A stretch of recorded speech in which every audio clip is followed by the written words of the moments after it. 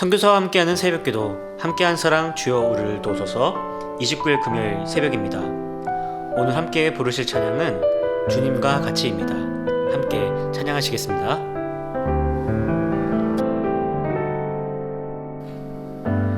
주님과 같이 내 마음 만지는 분은 없네. 오랜 세월 찾아 난 알았네. 내겐 주밖에 없네. 주님과 같이 내 마음 만지는 분은 없네. 오랜 세월 찾아 난 알았네. 내겐 주밖에 없네. 주 자비 강같이 흐르고 주 손길 치료하네. 고통받는 자녀 품으시니 주밖에 없네. 주님과 같이 내 마음 만지는 분은 없네. 오랜 세월 찾아 난 알았네. 내겐 주밖에 없네. 내겐 주밖에 없네.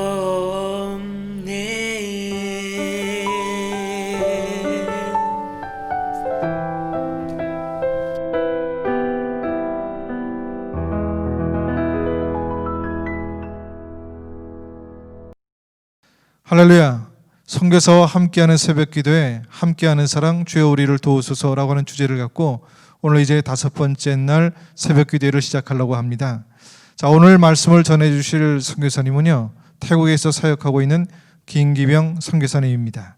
자, 성경의 말씀입니다. 마가복음 5장 25절에서 34절에 있는 말씀입니다. 12해를 혈루증으로 알아온 한 여자가 있어 많은 의사에게 많은 괴로움을 받았고 가진 것도 다 허비하였으되 아무 효임이 없고 도리어 더 중하여졌던 차에 예수의 소문을 듣고 무리 가운데 끼어 뒤로 와서 그의 옷에 손을 대니 이는 내가 그의 옷에만 손을 대어도 구원을 받으리라 생각함이로라.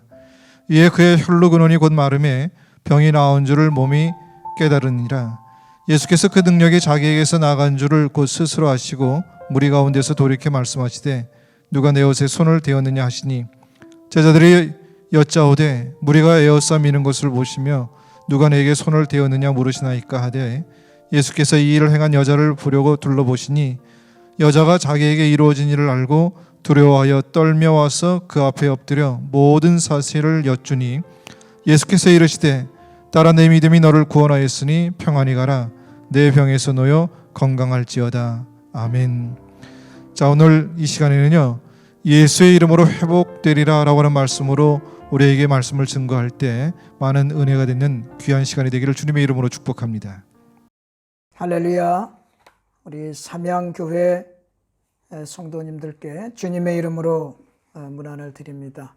저는 태국 파타야에서 13년째 사역을 하고 있는 김기병 목사입니다.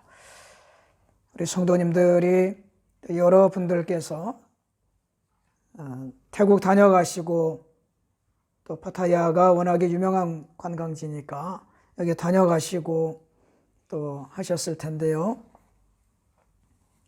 파타야에 무슨 선한 곳이 있겠냐, 파타야에서 무슨 선교냐라고 생각하시는 분들이 있어요. 그런데 이 파타야도 구원받아야 되지 않겠습니까? 요나가 생각할 때에 니느웨 성읍은 망해도 된다고 생각했죠. 하나님은 니느웨를 품고 계셨듯이 하나님은 이 파타야도 품고 계시고 이 백성도 하나님의 백성이 되기를 원하신다는 것을 저희가 선교를 하면 할수록 깊이 깨닫고 있습니다. 그리고 파타야에도 빈민촌이 많아요. 굉장히 놀라운 사실이죠. 저희가 그 산호섬, 파타야에서 배 타고 스피드보트 타고 이렇게 가보셨잖아요. 그 산호섬에도 교회를 세웠고 파타야 빈민촌에도 3개의 교회를 세워서 함께 현지 목회자들과 협력하여 사역을 하고 있습니다. 오늘 이렇게 영상으로 뵙고 인사드리지만 또 하나님이 우리에게 허락하시는 시간이 있으면 함께 만나서 예배할 수 있기를 기대합니다. 자, 오늘 이 시간 우리에게 주시는 하나님의 말씀은 마가복음 5장 25절에서 34절인데요. 제가 봉독하겠습니다. 12해를 혈루증으로 알아온 한 여자가 있어 많은 의사에게 많은 괴로움을 받았고 가진 것도 다 허비하였을 때 아무 효험이 없고 도리어도 중하여 졌던 차에 예수의 소문을 듣고 무리 가운데 끼어 뒤로 와서 그의 옷에 손을 대니 이는 내가 그의 옷에만 손을 대어도 구원을 받으리라 생각하밀라라. 이에 그의 혈루 근원이 곧 마름에 병이 나온 줄을 몸에 깨달으니라. 예수께서 그 능력이 자기에게서 나간 줄을 곧 스스로 아시고 무리 가운데서 들이켜 말씀하시되 누가 내 옷에 손을 대었느냐 하시니 제자들이 여짜오되 무리가 에워싸 미는 것을 보시며 누가 내게 손을 대었느냐 물으시나이까 하되 예수께서 이 일 행한 여자를 보려고 둘러보시니 여자가 자기에게 이루어진 일을 알고 두려워하여 떨며 와서 그 앞에 엎드려 모든 사실을 여쭈니 예수께서 이르시되 딸아 내 믿음이 너를 구원하였으니 평안히 가라 내 병에서 놓여 건강할지어다. 아멘. 요즘 우리가 간절히 기다리는 것이 있다면 이 코로나 백신과 완전한 그런 치료제일 겁니다. 사실 인류의 역사를 보게 되면 질병, 이 전염병과 같이 살아왔다라고 하는 것을 부정할 수가 없죠.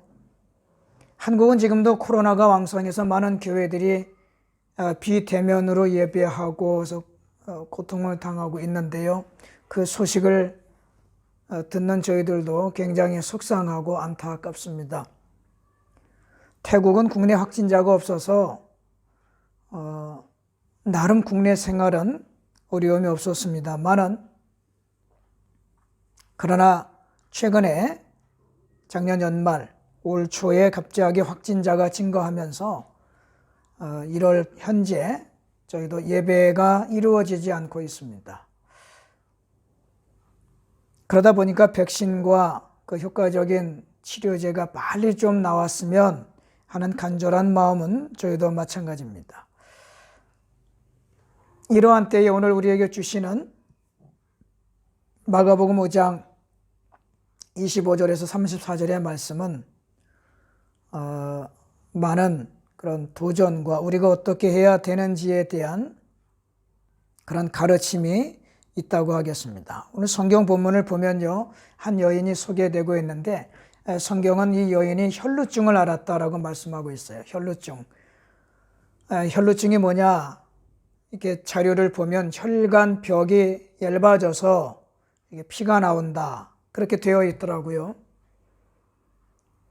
근데 그러한 질병으로 여인이 12년을 살았다는 거예요. 결코 짧은 시간이 아닙니다. 그런데 아마도 이것이 매일매일 다량의 출혈이 있었던 건 아닌 것 같아요. 만약에 다량의 출혈이 매일 지속적으로 있었다라고 하면 12년을 살 수는 없겠죠. 어쨌든 12년이란 시간을 여인이 고통을 당한 걸 보면 참 힘든 그런 세월을 보냈다. 고통의 시간을 보냈다라는 걸 알 수가 있습니다. 그것도 지금은 의료적인 치료가 가능하겠지만 2000년 전에 이스라엘 그 땅에서 그 질병을 갖고 산다는 것은 정말 심각한 괴로움이었을 거예요. 여러분들 성경의 26절을 보시면 이 여인의 형편을 이렇게 기록하고 있어요. 26절에 많은 의사에게 많은 괴로움을 당했다. 그러니까 여인은 자신의 질병을 고침 받으려고 많은 의사를 찾아다닌 겁니다. 소위 요즘 말하면 유명하다는 잘 고친다는 의사를 이 사람 저 사람 많은 의사를 찾아다녔다는 거예요. 그리고 또 그 의사들이 이렇게 해보자 저렇게 해보자 라고 하니 그거 다 해보느라고 너무 많은 고통과 괴로움을 당했던 것입니다.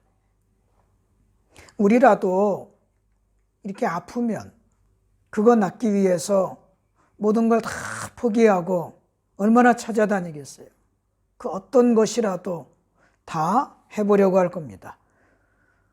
근데 그 이어서 말씀을 계속 읽어보면 이 여인의 괴로움이 꽤나 컸을 텐데 그 이어진 말씀에 보면 여인은 가진 것도 다 허비하였다 라고 적혀 있어요.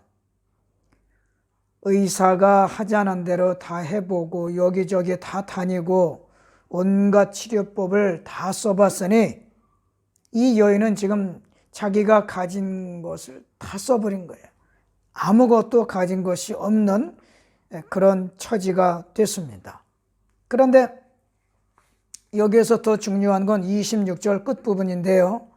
여러분 성경을 한번 보시면 여인의 증세에 대해서 이렇게 애쓰고 이렇게 많은 의사를 만나고 온갖 치료를 다 했지만 26절에 보면 도리어 더 중하여졌다. 더 악화됐다는 거예요. 더 나빠졌다고 말씀하고 있습니다. 굉장히 허탈하고 절망적인 그런 상태가 된 겁니다. 사실 이런 일은 요즘도 일어나고 있고 저와 여러분에게도 일어날 수 있는 그런 일이죠. 아직 우리가 고치지 못하는 불치병도 있지 않습니까? 노력하고 애쓰고 최선을 다했는데 더 악화되고 중하여졌다면 굉장히 화가 나고 실망스러울 것 같습니다. 그리고 그 절망이 크면요, 이제 정말 죽고 싶다 라는 생각도 할 것 같아요. 오늘 그 본문 말씀은 이러한 상태에서 여인이 예수님이 오신다는 소식을 듣게 되고 마지막 최후의 방법을 쓰게 되는데 28절에 보면 여자가 이런 생각을 해요. 예수님 만나기 전에 어떤 생각, 이건 누구도 가르쳐 준 것도 아니고 그 여인 스스로가 생각한 건데 내가 그의 옷에만 손을 대어도 구원을 받으리라. 즉 이 여자가 뭐라고 스스로 생각하냐면 내가 예수님 옷만 만져도 살 수 있을 거야. 내가 예수님 옷에만 손을 대도 나는 살 수 있을 거야 라고 생각해요. 이건 누가 가르쳐 준 게 아니고 여인 스스로가 그렇게 생각하고 확신을 갖게 됩니다. 그리고 여자는 자기가 믿는 대로 해요. 자기가 믿는 대로 해요. 그게 효과가 있을지는 아무도 모르고 그게 효과 있을 거라고 누가 가르쳐 준 것도 아닙니다. 이왕 예수님 만날 거면 얼굴과 얼굴을 보고 주님 저를 고쳐주세요 라고 말하는 게 좋지 않겠어요? 그러나 여인은 피를 흘리는, 쉽게 말하면 그 시대의 사람들에게 부정하게 느껴졌던 그런 여인이고 자기를 너무 잘 알기 때문에 예수님의 면전에 나가서 도움을 청하는 것은 대단히 민망스럽고 송구하다고 생각했을지도 모르겠어요. 그래서 택한 것이 최소한의 선택 그리고 최소한의 행동을 하게 됩니다. 저는 오늘 삼양교회 성도님들께 최소한이 주는 최대한의 영적인 효과에 대해서 꼭 말씀드리기를 원합니다. 나는 무엇을 믿는가? 나는 내가 믿는 것을 위해서 내가 최소한이라도 하나님 앞에 할 수 있는 게 무엇일까를 질문을 던져야 할 때가 지금과 같은 절체절명의 순간에 우리가 가져야 될 태도입니다.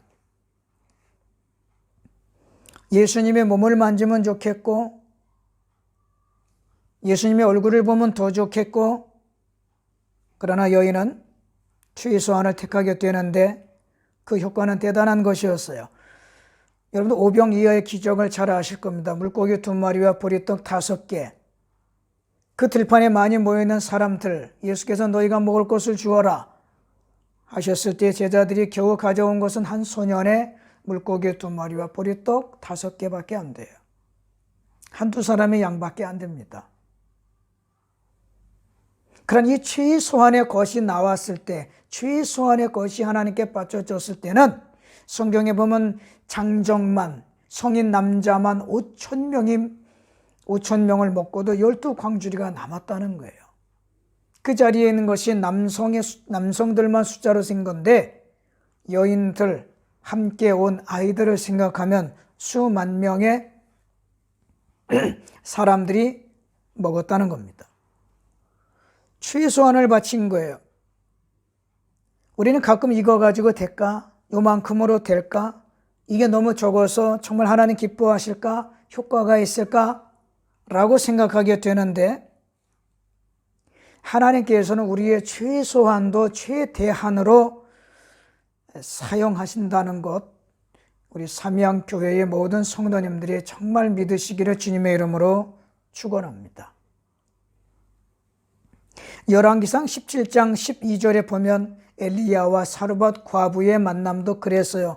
너에게 있는 것이 무엇이냐? 라고 물었을 때 사르밧 과부는 가루 한 움큼, 가루 한 주먹, 기름 조금만 남았다고 했습니다. 그러나 그것을 주의 종에게 바치죠. 그것으로 음식을 만들어 먹게 하고, 즉 하나님께 바침으로 14절 이후에 보면 통에 가루가 떨어지지 아니하고 병에 기름도 마르지 않았다고 그랬어요. 계속 하나님께서 채워주셨어요. 아주 최소한 요만큼을 사용했지만 하나님은 떨어지지도 않고 마르지도 않게 하신 겁니다. 과부가 드린 2렙돈도 마찬가지예요. 그까짓 것 정말 몇백 원도 안 되는 금액입니다만은 주님의 칭찬을 받기에 충분했어요. 아주 조금 바친 건데 주님께서는 여인의 전부라고 칭찬하셨습니다. 누가복음 18장 16절 어린 아이들이 예수님께 막 나올 때 사람들은 말려요. 어른들 그런 거 있잖아요. 애들은 가라 다 밀쳐내고 밀어내기 십상입니다. 그러나 예수께서는 애들이 나한테 오는 거 막지 마라. 하늘나라는 이와 같은 자들의 것이다 라고 오히려 아이들을 세워주십니다. 우리가 살면서 아주 작다라고 하는 것은 우리의 판단이에요. 그것의 욕심과 욕망이 아닌 우리의 진정성과 진실, 하나님의 뜻을 구하는 믿음이 있다면 하나님께서는 반드시 우리들과 우리의 가진 것을 세우시고 회복하게 하실 줄로 믿습니다. 종교개혁자 칼빈은 하나님은 자기 백성들을 나중에 배부르게 하기 위해서 일시적으로 굶게 하시고 생명의 빛을 다시 주기 위하여 죽음의 골짜기에 있게 하신다 그랬습니다. 우리가 헤아릴 수 없는 하나님의 놀라운 계획이 있다는 거예요. 우리가 헤아리지 못하는 하나님의 계획이 있다는 거예요. 아브라함이 이삭을 바치러 갈 때 이미 하나님께서는 재물을 마련해 놓으신 것과 같습니다. 김용규 신학자가 쓴 서양 문명을 읽는 코드 신이란 책을 제가 최근에 감동 깊게 읽었는데요. 그 책에서 그 김용규 박사는 철학자 키에르케고르가 말한 것을 인용해요. 공포와 전율이라는 책에서 알 수 없는 하나님의 계획과 거부, 우리 지금 느끼는 거잖아요. 알 수 없는 하나님의 계획과 거부를 언급하면서 이렇게 말을 했다고 해요. 키에르케고르 한 말을 인용하면 어린아이가 어머니의 젖을 떼야만 할 때 어머니는 자신의 유방을 검게 물들인다. 어린애에게 젖을 먹여서는 안 될 때, 어린아이에게 유방에 미련을 갖게 하는 것은 잔인한 짓이다. 유방을 검게 물들여 놓으면 어린아이는 그 유방이 달라졌다고 믿는다. 그러나 어머니는 여전히 어머니고 어머니의 눈길은 여전히 인자하고 부드럽다라고 말했습니다. 유방에 달라진 색, 검게 물들여진 그 색을 보면 아이는 엄마가 왜 그러지? 엄마가 자기를 거부했다고 느낄 거예요. 실망할 겁니다. 그러나 그것이 아이를 위한 결단이었고 아이에게 더 좋은 것을 예비한 것처럼 지금은 알 수 없지만 이후에는 알게 되는 그 어머니의 사랑에 관한 이야기죠. 지금 우리에게 일어나는 일들은 정말 하나님의 심각한 거부처럼 느껴져요. 하나님, 이제는 좀 모든 것이 이 코로나가, 이 사태가 좀 종결되고 그랬으면 좋겠어요. 그러나 저는 하나님께서 지금 우리의 모든 것을 막 뒤흔들어 놓는 것처럼 보이지만 흔들어 놓는 과정에서 알곡과 쭉종이가 드러나게 될 거예요. 하나님은 지금 우리를 밀어내시는 게 아닙니다. 우리를 거부하시는 게 아니라 우리에게 있는 더 좋은 것을 주시기 위한 그런 시간인 것. 그리고 이 시간 속에 실망하지 않고 여전히 하나님을 붙들고 믿음을 지키는 그런 성도가 되기를 하나님도 우리에게 기대하신다는 겁니다.